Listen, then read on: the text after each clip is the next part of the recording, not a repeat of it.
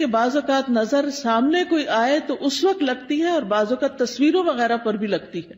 یعنی آج کل آپ دیکھیں کہ کتنا یہ رواج عام ہو گیا ہے، شادی ہوئی، شادی کی تصویریں فیس بک پہ ڈال رہے ہیں، پوری دنیا دیکھ رہی ہے، اور کون کس نظر سے دیکھ رہا ہے، کس حسد کے ساتھ دیکھ رہا ہے. پھر اسی طرح یہ کہ بچہ پیدا ہوا، پہلے دن کی بچے کی تصویریں ڈال دیتے ہیں، اور وہ ابھی معصوم سا بچہ ہوتا ہے، اس کے اوپر تو ابھی کوئی پروٹیکشن کی لیئر بھی نہیں ہوتی، تو اس کو اسی طرح اثر ہو جاتا ہے. بعض اوقات اس میں خوشی سے بھی لگ جاتی ہے نظر، بعض اوقات یعنی ضروری نہیں ہوتا کہ حسد کی وجہ سے ہی لگے، دشمنی کی وجہ سے ہی لگے، بعض اوقات خوشی یا تعجب کی وجہ سے بھی. یعنی انسان کسی چیز کو دیکھتا تو حیران ہو جاتا ہے، جیسے ہم کہتے ہیں واو کیا ڈریس ہے، کیسا گھر ہے، کیسا میک اپ ہے، کیسی جیولری ہے، کیسی ارینجمنٹ تھی، فلاں چیز. تو اس سے یہ کہ یہ نہیں ہوتا کہ کوئی بری نظر سے انسان دیکھ رہا ہوتا ہے، وہ خوشی کی نظر سے ہی دیکھ رہا ہوتا ہے. اسی لیے آپ نے دیکھا ہوگا کہ بعض اوقات ماں کی نظر اپنے بچے کو بھی لگ جاتی ہے، حالانکہ وہ حسد نہیں، پیار کی نظر ہوتی ہے. تو اس کے لیے بھی ضروری ہے کہ انسان جب اپنے گھر میں داخل ہو، اپنے بچوں کو دیکھے، اپنی نعمتوں کو دیکھے تو ماشاء اللہ پڑھے. اب آپ دیکھیں کہ ہمارے معاشرے میں کتنا عجیب ہے نا، ٹرک کے پیچھے تو لکھا ہوتا ہے حاسد کا منہ کالا، رکشے کے پیچھے لکھا ہوتا ہے، فراری کے پیچھے کوئی نہیں لکھتا. اب آپ دیکھیے کہ رکشے کو نظر لگے گی، کون لینا چاہے گا رکشا؟ دیکھو فراری کو تو لگ سکتی ہے نا نظر. بعض لوگوں نے کالے پراندے لٹکائے ہوئے ہوتے ہیں، کسی نے جوتا لٹکایا ہوا ہوتا ہے، کسی نے ہنڈیا کالی الٹی کر کے رکھی بھی ہوتی ہے.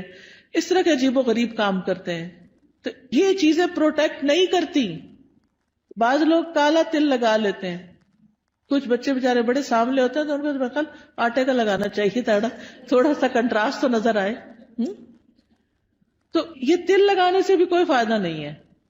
اور اسی طرح کچھ لوگ یعنی کہ دلہن کو تیار کر کے کوئی ایسی چیز بیچ میں ڈال دیتے ہیں کہ وہ اس کی خوبصورتی ماری جائے، تو اس سے بھی فائدہ نہیں ہوتا. نظر کا لگنا جو ہے وہ برحق ہے. نبی صلی اللہ علیہ وسلم نے فرمایا العین حق، نظر لگنا برحق ہے. نظر بد بھی حسد کی وجہ سے پیدا ہوتی ہے، اور نظر بد جو ہے وہ ایک طرح سے اس کو تیر کہا گیا. یعنی جس طرح فزیکل تیر ہوتے ہیں، ایسے ہی جو حاسد جس کے دل میں بغض اور شر ہوتا ہے، اس کی نگاہوں سے کچھ ایسی ریز نکلتی ہیں جو جا کر اس شخص کے اوپر اٹیک کرتی ہیں جس سے وہ حسد کر رہا ہوتا ہے. اگر محسود جو ہے یعنی جس سے حسد کیا جاتا ہے اس کی پروٹیکشن ہو چکی ہو، جیسے نماز کے ذریعے، دعاؤں کے ذریعے، اذکار کے ذریعے، اور خاص طور پر معوذتین جو ہیں قل اعوذ برب الفلق، قل اعوذ برب الناس، اس کے ذریعے، تو پھر وہ تیر جو ہے وہ وہیں جل بھن جاتے ہیں، وہ اثر نہیں کرتے. لیکن اگر وہ شخص نعمتیں پا کر اللہ کا شکر گزار نہیں، اپنی عبادت کا دھیان نہیں رکھتا، تو وہ تیر جو ہے اس کو جا لگتے ہیں، اور پھر ایسی بیماریوں کا سبب بن جاتے ہیں جن کا ریزن پتہ نہیں چلتا، اور انسان مسلسل تکلیف میں مبتلا رہتا ہے. پھر اسی طرح نبی صلی اللہ علیہ وسلم نے فرمایا کہ ہر نعمت والے سے حسد کیا جاتا ہے. تو جب تم اپنے کو منصوبے بناؤ تو رازداری سے کام لو. یہ نہیں کہ پوری دنیا میں اس کی شہرت کر دو کہ میں یہ کرنے والا ہوں، میں یہ کر دوں گا، میں وہ کر دوں گا. جب انسان کچھ کر لے پھر اس کے بعد تو سب کے سامنے آ ہی جائے گا، اور اس وقت تک وہ کام ہو بھی چکا ہوگا. پھر اسی طرح حدیث سے یہ بھی پتہ چلتا ہے کہ انسانوں کی موت کا سبب بھی نظر بن سکتی ہے. رسول اللہ صلی اللہ علیہ وسلم نے فرمایا اللہ کی قضاء اور قدر کے بعد نظر بد ہی میری امت کے اکثر لوگوں کی موت کا سبب بنتی ہے. یعنی بہت سے لوگوں کو بظاہر کوئی بیماری نہیں ہوتی، اچانک کوئی ہارٹ اٹیک ہو جاتا ہے، اچانک کوئی برین ہیمریج ہو جاتا ہے، اچانک ہی کوئی مصیبت آ جاتی ہے، تو اس کے پیچھے بھی نظر بد ہو سکتی ہے. اسی طرح جانوروں کی موت کا سبب بھی بن سکتی ہے. نبی صلی اللہ علیہ وسلم نے فرمایا نظر بد آدمی کو قبر میں اور اونٹ کو ہانڈی میں پہنچا دیتی ہے. یعنی بعض جانوروں کو جب نظر لگتی ہے تو تڑپ اٹھتے اور کھڑے کھڑے گر کے ختم ہونے لگتے ہیں، تو ان تک بھی یہ اثرات پہنچتے ہیں. تو نظر بد کا ایک سبب جو ہے وہ حسد ہے. اور پھر اسی طرح یہ ہے کہ دونوں کے واقع ہونے کی جگہ جو ہے، یعنی حسد دل میں ہوتا ہے اور پھر دل سے نگاہ تک اور زبان تک آتا ہے. اور بعض اوقات نگاہ سے انسان دوسرے کو نقصان دیتا ہے اور بعض اوقات زبان سے دیتا ہے. یعنی حاسد جو ہوتا ہے وہ بیٹھ کے دوسرے کی چگلی غیبت کہیں نہ کہیں کچھ نہ کچھ کرتا ہی چلا جاتا ہے. پھر اسی طرح آپ دیکھیں کہ انسانوں کی نظر بھی لگتی ہے اور جنات کی نظر بھی لگتی ہے. یہ بھی ہمارے دین نے ہمیں بتایا ہے. اور حدیث سے پتہ چلتا ہے نبی صلی اللہ علیہ وسلم انسانوں اور جنوں کی نظر سے پناہ مانگنے کے لیے مختلف دعائیں پڑھا کرتے تھے. پھر جب یہ معوذتین نازل ہوئی تو آپ صلی اللہ علیہ وسلم نے باقی چیزیں پڑھنی چھوڑ دی اور صرف معوذتین پڑھتے تھے. یعنی قل اعوذ برب الفلق اور قل اعوذ برب الناس، اور اس سے علاج کیا کرتے تھے. اور پھر یہ ہے کہ جن جو نظر لگاتے ہیں وہ انسانوں کی نظر سے بھی سخت ہوتی ہے. اور انسان تو ہمیں نظر بھی آ جاتے ہیں جب ہمیں پتہ چلتا ہے کہ فلاں شخص جو ہے وہ ہم سے حسد کرتا ہے یا ہمارے بارے میں اس طرح سمجھتا ہے، تو ہم اس سے بچنے کی بھی کوشش کرتے ہیں جتنے حد تک بچ سکیں. لیکن جن تو ہمیں نظر بھی نہیں آتے، ان سے کیسے بچ سکتے ہیں؟ ان سے صرف یہ ہے کہ ان دعاؤں کو صبح و شام پڑھا جائے، اذکار کو، تو اس سے انسان محفوظ رہ سکتا ہے. قرآن مجید میں آتا ہے سورۃ الکہف میں وَلَوْلَا إِذْ دَخَلْتَ جَنَّتَكَ قُلْتَ مَا شَاءَ اللَّهُ لَا قُوَّةَ إِلَّا بِاللَّهِ، اور جب تم اپنے باغ میں داخل ہوئے تو تم نے یہ کیوں نہ کہا کہ جو اللہ نے چاہا، یعنی جی اللہ کے کرنے سے ہی سب ہوا ہے. کیونکہ حقیقت یہ ہے کہ جو بھی نعمت ہمارے پاس ہے یہ ساری کی ساری اللہ پاک کی طرف سے ہے. قرآن مجید میں آتا ہے وَمَا بِكُم مِّن نِّعْمَةٍ فَمِنَ اللَّهِ، تمہارے پاس جو بھی کوئی نعمت ہے وہ اللہ کی طرف سے ہے. ابن حجر کہتے ہیں نظر کبھی خوشی اور تعجب کی صورت میں بھی لگ جاتی ہے، اگرچہ وہ کسی محبت کرنے والے کی طرف سے ہو، اور کبھی وہ کسی نیک آدمی کی طرف سے بھی ہو سکتی. یعنی نیک آدمی کسی کی نیکی پر خوش ہو رہا ہے تو اس سے بھی ہو جاتا ہے. تو جب کسی کی کوئی چیز دیکھیں تو فوراً برکت کی دعا دیں کہ اللہ ان کو برکت دے. اچھا کھانا دیکھیں، اچھا ڈریس دیکھیں، اپنے بچے کو کوئی نیکی کا، خیرات کا، صدقات کا کوئی اچھا کام کرتے ہوئے دیکھیں. اس سب چیزوں پر ہم کیوں ایسا کرتے ہیں؟ بچہ پیدا ہوتا ہے ہم کہتے ہیں مبارک دینی ہے، کوئی حج پہ جاتا ہے تو ہم واپس آتا ہے تو ہم اس کی مبارک دیتے ہیں، کسی کی شادی ہوتی ہے تو ہم مبارک دیتے ہیں، کسی کا بزنس اچھا فلرش کر جاتا ہے تو اس پہ مبارک دیتے ہیں، کبھی کسی کے جاب اچھی لگ جاتی ہے، کسی کو کوئی عہدہ ملتا ہے تو اس کو مبارک دیتے ہیں. تو ہمارے دین میں جو مبارک کا کانسیپٹ ہے اس کا مطلب یہ ہوتا ہے کہ اللہ تمہیں اس میں برکت دے اور حاسد یا خوش ہونے والے دونوں کی نظروں سے بچائے. یعنی کہ جو بری نظر سے دیکھ رہا ہے اس سے بھی بچو، اور جو اچھے خوش ہو کے اپنے ہی بہن بھائی یا اپنے ہی والدین ان کی بھی نظر سے بچ سکو. پھر اسی طرح کچھ نظریں بیمار کرنے والی ہوتی ہیں. اب آپ دیکھیں ریز کا کانسیپٹ تو آج کے دور میں بہت آسانی سے سمجھ آتا ہے. مائکرو ویو میں کیا ہے؟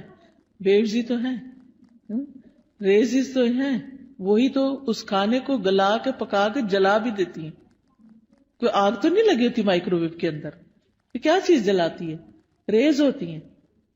اسی طرح آپ دیکھیں ہمارے یہ ٹیلی فون وغیرہ ہیں، ان کے اندر سے بھی ریز نکلتی ہیں. تو اگر نان لیونگ تھنگس کے اندر سے ریز نکل رہی ہیں تو لیونگ تھنگس کے اندر سے بھی ریزز نکلتی ہیں. انسانوں کی آنکھوں سے بھی ریزز نکلتی ہیں، ان کے بھی اثرات ہوتے ہیں، اور وہ بعض اوقات دوسرے کی روح کو بیمار کر دیتے ہیں. حضرت ام سلمہ کے پاس ایک لڑکی تھی جو پیلی زرد پڑی ہوئی تھی، تو نبی صلی اللہ علیہ وسلم نے فرمایا کہ اس کو نظر لگی ہے. آپ نے بتایا کہ اس کی رنگت کیوں تبدیل ہو گئی ہے؟ اس کو نظر لگی ہے تاکہ اس کا علاج کیا جائے. بعض اوقات انسان کے جسم کے صرف کسی ایک حصے کو لگتی اور وہ حصہ بیکار ہو جاتا ہے. پھر اسی طرح بعض نظریں جو ہیں وہ آگ والی ہوتی ہیں، ان کو ناری نظریں کہتے ہیں. پھر اسی طرح یہ یاد رکھیے ایک بات کہ جو ہوتا ہے اللہ کے اذن سے ہوتا ہے، یعنی اس بندے کے اندر کوئی طاقت نہیں. اور اگر کوئی بندہ کہے کہ میں فلاں کو نظر لگانے لگاؤں تو نہیں لگا سکتا. اچانک لگ جائے اور بات ہے، خود سے کوئی نہیں لگا سکتا، کیونکہ اس میں بھی جو ہوتا ہے اللہ کے اذن سے ہوتا ہے. کیونکہ ہم فوراً لوگوں کو بلیم کرنے لگتے ہیں، وہ فلاں آئی تھی نا اس لیے یہ ہوا ہے، فلاں نے ایسا کیا، فلاں، وہ تو ایک سبب بنا. تو لوگوں کو بلیم کرنے کی بجائے یہ سوچے یہ میری تقدیر میں تکلیف لکھی تھی اس لیے آ گئی.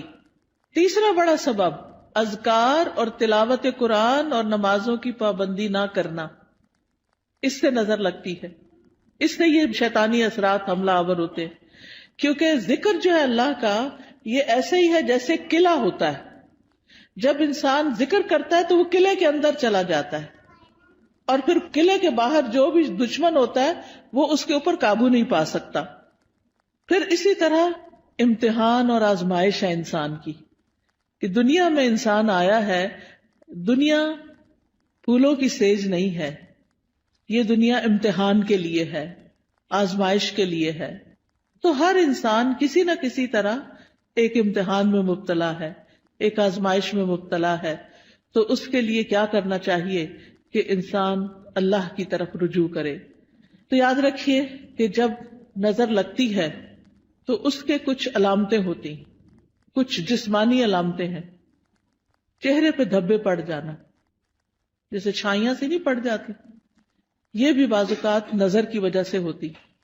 پھر بچوں کا بلا وجہ روتے جانا. حضرت عائشہ کہتی ہے کہ ایک مرتبہ نبی صلی اللہ علیہ وسلم تشریف لائے تو ایک بچے کے رونے کی آواز سنی. آپ نے فرمایا تمہارا یہ بچہ کیوں رو رہا ہے؟ کیا تم نے اس کو نظر بد کا دم نہیں کیا؟ کئی دفعہ ہوتا ہے نا، بچے نے کھایا پیا سویا آرام کیا سب کچھ کیا ہوتا ہے، لیکن وہ چین ہی نہیں پکڑ رہا ہوتا. ماں بہلا بہلا کے آخر بازو کا دیکھا ہوگا ماں کو ایک دو لگاتی ہے اور بیڈ پہ ڈال دیتی ہے، چلو رو لو پھر جتنا رونا ہے. حالانکہ وہ بیچارہ کسی تکلیف میں مبتلا ہوتا ہے، اس وقت اس پہ سورت فاتحہ پڑھ کے دم کرنا چاہیے، کیونکہ وہ ڈسٹرب ہوتا ہے. بعض بچے ہائپر ایکٹیو ہوتے ہیں، بے وجہ خواہ مخواہ میں ماں کو ٹیچرز کو سب کو تنگ کرتے رہتے ہیں. تو ایسے بچوں کا بھی علاج کرنا چاہیے، صرف دوا سے نہیں بلکہ دم وغیرہ سے بھی.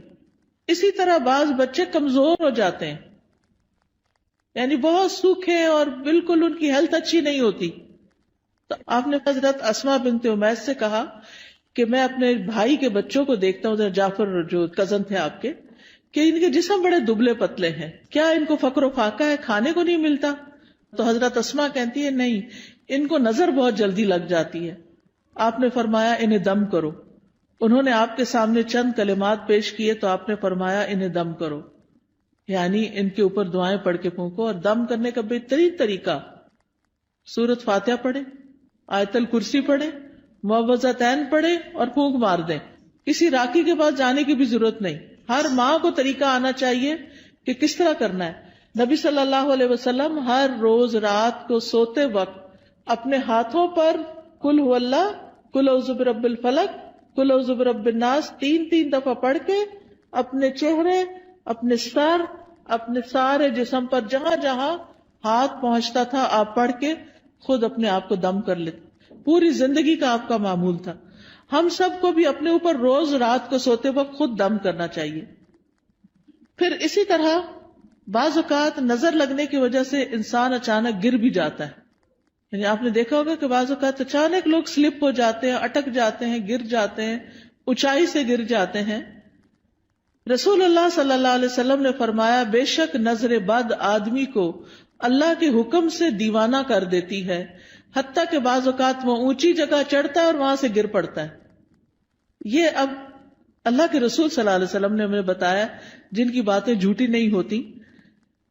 اور ایک اور جگہ پر مسند احمد کی روایت میں فرمایا نظر لگ جانا برحق ہے اور یہ اوپر چڑھنے والے کو پھسلا دیتی ہے. اوپر چڑھنے سے مراد ایک تو بلندی پہ ویسے چڑھنا ہو سکتا ہے، اور ایک دنیا کے اعتبار سے اوپر اوپر اوپر یعنی ترقی ہوتے چلے جانا. تو آپ صلی اللہ علیہ وسلم نے اس کا حل کیا بتایا کہ برکت کی دعا دو. یعنی جس کو ترقی مل رہی ہے اور کوئی بڑا نام مل رہا ہے تو اس کے لیے بارک اللہ فیکا، بارک اللہ لکا، بارک اللہ علیکا، اللہ برکتیں دے. پھر اسی طرح کچھ اور علامتیں بھی ہوتی ہیں. بعض اوقات سر درد شروع ہو جاتا ہے، بعض اوقات جسم کے کسی ایک حصے میں شدید درد اٹھ جاتا ہے. قرآن سنتے وقت جمائیاں بہت آتی ہیں، یعنی پڑھا ہی نہیں جاتا. آپ نے دیکھا ہوگا کہ بعض اوقات آپ قرآن پڑھ رہے ہوتے ہیں اور آپ سوئے چلے جاتے ہیں اور سوئے چلے جاتے ہیں، اور آپ پھر اٹھتے ہیں، اٹھاتے ہیں اپنا، پھر سو جاتے ہیں، پھر اٹھاتے، پھر یہ بھی نظر کی وجہ سے ہوتا ہے. پھر اسی طرح وزن اچانک کم ہونے لگتا ہے. بعض اوقات ذہنی پراگندگی بڑھ جائے، کوئی بات سمجھ نہیں آتی، بچہ پڑھائی پہ فوکس نہیں کر پاتا، کبھی کھانے کی خواہش ختم ہو جاتی ہے، کھانے کو دل نہیں چاہتا، بھوک نہیں لگتی، کبھی ذہن میں چیز حفظ نہیں ہوتی، حافظہ خراب ہو جاتا ہے، کبھی پسینہ بہت زیادہ آنے لگتا ہے اور اس کی اسمیل بھی بہت عجیب ہو جاتی ہے، پھر اسی طرح نیند کم آتی ہے، زیادہ تر لیٹ کے بھی ایسے لگتا ہے جیسے جاگ رہے ہو، اور رونے کا دل بہت چاہتا ہے، پھر کبھی کبھی انسان لوگوں میں نہیں بیٹھنا چاہتا، مجلسوں کو اوائڈ کرنے لگتا ہے کہ میں نہیں ملتا کسی سے، نہ کسی شادی میں جانا، نہ کسی سے ملنا، کوئی آئے تو گھبراہٹ شروع ہو جانا، مہمانوں کا نام سنتے ہی پریشانی لاحق ہو جانا، تو یہ بھی چیز اس میں آتی ہے، حالانکہ اس سے پہلے کبھی ایسا نہیں ہوا تھا۔ پھر اسی طرح مال میں برکت نہ ہونا، پھر لوگوں کے بارے میں شک میں پڑ جانا، یہ مجھے گھورتے ہیں، ان کے آنے سے فلاں چیز ہو گئی ہے، یعنی لوگوں کے اوپر شک کرنا شروع کر دینا، یہ بھی ایک نفسیاتی وسوسہ اور خلل پیدا ہو جاتا ہے۔ اب سوال یہ پیدا ہوتا ہے کہ کیا نظر سے بچنا ممکن ہے؟ جی ہاں، نظر سے بچنا ممکن ہے۔ اس کے لیے سب سے پہلے اللہ پہ بھروسہ کرے، اللہ پہ بھروسہ کرے، اور اس میں آپ یہ سمجھیں کہ کوئی مجھے نقصان نہیں دے سکتا جب تک اللہ نہ چاہے، پورے کانفیڈنٹ ہو جائیں، شک اور وہم کا شکار نہ ہو، شک پڑھنے بھی لگے تو کہیں حسبی اللہ و نعم الوکیل، دل بڑا رکھے۔ دوسری بات یہ کہ اللہ کی پناہ لیں، یا اللہ تو مجھے پروٹیکٹ کر، مجھے اپنی حفاظت میں لے لے، مجھے اس شر سے بچا لے۔ رسول اللہ صلی اللہ علیہ وسلم نے فرمایا، اللہ تعالیٰ فرماتا ہے میرا محبوب بندہ اگر مجھ سے مانگتا ہے تو میں اسے دیتا ہوں، اور اگر وہ کسی شیطان یا دشمن سے پناہ مانگتا ہے تو میں اس کو محفوظ رکھتا ہوں۔ تو اللہ تعالیٰ اپنی حفاظت دیتا ہے، تو اس لیے حفاظت کی دعائیں پڑھتے رہیں۔ تیسری چیز، نعمتوں کو چھپا کے رکھیں، اور خاص طور پر نئی نئی چیزوں کو فیس بک پہ مت پوسٹ کریں صرف لائکس لینے کے لیے۔ اب آپ دیکھیں کتنی لائکس ہوگی، پھر تھوڑی تھوڑی دیر بعد سٹیٹس چیک کرنا، اب کیا ہو رہا ہے، اب کتنے کمنٹ آئے ہیں، کیا ہو رہا ہے۔ ان چیزوں سے حاصل کچھ نہیں، کوئی فائدہ نہیں۔ دیکھیں اپنی زندگی جئیں، لوگوں کے لیے نہ جئیں، دکھاوے والی زندگی نہ جئیں، اس لیے کہ دیکھنے والے سارے خوش کوئی نہیں ہوتے، زیادہ تو اس میں سے جلتے ہیں، اور کوئی اگر خوش ہوتا بھی ہے تو وہ ہمیں تو نہیں پتا چلتا نا کہ کیا ہوا، ہمیں وہ کیا فائدہ دیتا ہے، تو اس لیے دکھاوا کرنے سے بچنا چاہیے۔ پھر اسی طرح اگر کسی شخص کے بارے میں آپ کو یہ پتا ہو کہ اس کی نظر لگتی ہے، یعنی تجربے مشاہدے سے بار بار تو انسان پھر حاسد سے بچ کے رہے، اور کوئی بھی اچھی چیز دیکھ کر برکت کی دعا دے، اپنے آپ کو ہی دے، اور پھر جب لوگوں کے بیچ میں جانے لگے تو معوذتین آیت الکرسی پڑھ کے نکلے۔ مال میں سے کچھ اچھا لگے تو ماشاء اللہ لا قوت الا باللہ، پھر اگر مال کے علاوہ کچھ اور اچھا لگے تو بارک اللہ فیک۔ دنیا کی کوئی چیز اچھی لگ رہی ہے اور دل میں آ رہا ہے کہ اس کو کیوں مل گئی، تو سوچیں یہ تھوڑے دن کے لیے، تو انسان کے اپنے دل سے وہ جلن ختم ہو جائے گی۔ پھر اگر کوئی شخص بیمار ہو، مصیبت میں ہو، تو اس وقت دعا پڑھنی چاہیے، الحمدللہ الذی عافانی مما ابتلاک بہ وفضلنی علی کثیر ممن خلق تفضیلا۔ پھر اسی طرح شرکیہ کاموں سے بچنا چاہیے، یعنی کسی اونٹ کے گلے میں کوئی تانت باندھ دینا، کوئی تعویذ لٹکا دینا، آپ صلی اللہ علیہ وسلم نے ان کو کاٹنے کا حکم دیا، یہ چیزیں پروٹیکٹ نہیں کرتی، یہ شرکیہ عمل ہو جاتا ہے، اس سے بچنا چاہیے۔ کثرت سے اللہ کا ذکر کرنا چاہیے، کیونکہ ذکر جو ہے وہ ایک قلعے کی طرح ہے۔ پھر قرآن سے علاج کرنا چاہیے، کیونکہ قرآن شفا ہے۔ قل ھو للذین آمنوا ھدی وشفاء، کہہ دیجئے وہ ایمان والوں کے لیے ہدایت اور شفا ہے۔ وَنُنَزِّلُ مِنَ الْقُرْآنِ مَا هُوَ شِفَاء، اور ہم قرآن میں وہ چیز اتارتے ہیں جو شفا ہے۔ تو قرآن کی تلاوت، قرآن کو سمجھ کے پڑھنا، قرآن کی کچھ آیات کو پڑھنا جیسے آیت الکرسی وغیرہ ہے۔ سورۃ الفاتحہ سے علاج، اور سورۃ الفاتحہ میں خاص طور پر ایاک نعبد و ایاک نستعین پڑھے کہ اللہ صرف تیری ہم عبادت کرتے ہیں، صرف تجھ سے ہم مدد چاہتے ہیں، تو ہماری مدد کر۔ تو یہ توحید کا خلاصہ ہے، اور اس سے انسان کی اللہ تعالیٰ مدد فرماتے ہیں، یعنی سب سے بہترین وسیلہ توحید کا دے۔ اگر مرض زیادہ ہو جائے تو سورۃ البقرہ پڑھیں، تو آیت الکرسی پڑھیں، سورۃ فاتحہ پڑھیں، لیکن یہ جو ہم کالی مرچیں جلا کے اور ان کی دھونی دے کے اور اس طرح کے کام کرتے ہیں، یہ سنت میں کچھ ثابت نہیں ہے. پھر اسی طرح کوئی چیز گرے لگا کے باندھنی اور پہننی نہیں چاہیے، یہ بھی شرک میں شامل ہو جاتا ہے. یہ سحر کی ایک قسم ہوتی ہے.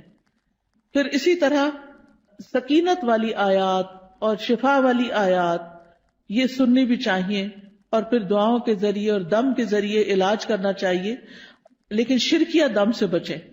حضرت جبریل علیہ السلام جس دعا کے ساتھ نبی صلی اللہ علیہ وسلم کو دم کرتے تھے وہ دعا پڑھے، اور وہ کیا ہے؟ بسم اللہ ارقیک من کل شیء یؤذیک من شر کل نفس او عین حاسد اللہ یشفیک بسم اللہ ارقیک. یہ انشاءاللہ یہ کتابیں آپ کو دیکھیں گے تو ان میں یہ دعائیں لکھی ہوئی ہیں، وہ آپ کو اگر زبانی یاد نہیں تو دیکھ کے بھی پڑھ سکتے ہیں.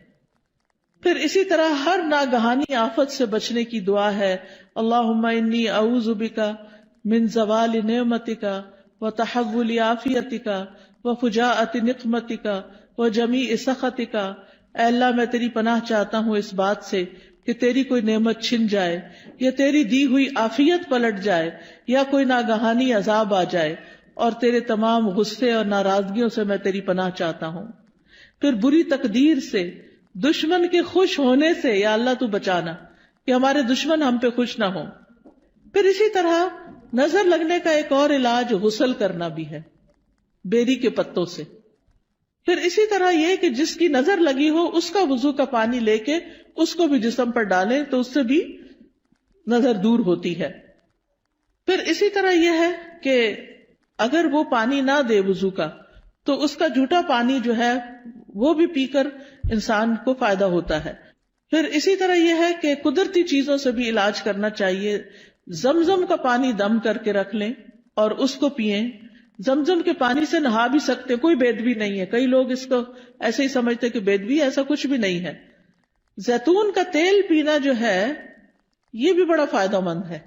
جو کولڈ پریس ہوتا ہے نا زیتون کا آئل، ایک تو ہوتا ہے نا یہ جو لبوں وغیرہ میں ملتا ہے، نہیں کولڈ پریس دبئی وغیرہ سے اچھا مل جاتا ہے، یہاں بھی شاید ہوں گی دکانیں جن پہ.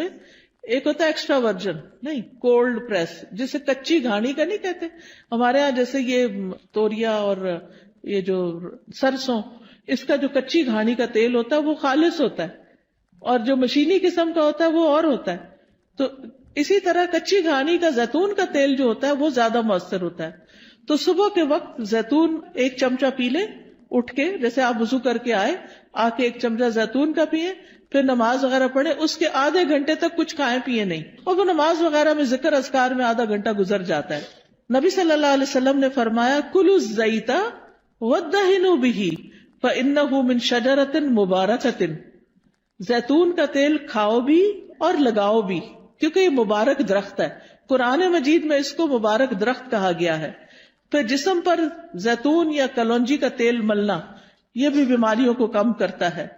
پھر اسی طرح دم کیا ہوا پانی جو ہے وہ ناک میں ڈالنا اور جھاڑنا. شہد کھانا وہ بھی علاج ہے. کلونجی کے دانے نہار منہ کھانا 3 یا 7 یا 5. تلبینہ کھانا، اس سے غم دور ہوتا ہے. اجوا کھجور کھانا، حدیث میں آتا ہے کہ جو 7 اجوا کھجوریں کھا لے اس کو اس دن کوئی جادو زہر چیز اثر نہیں کرے گی.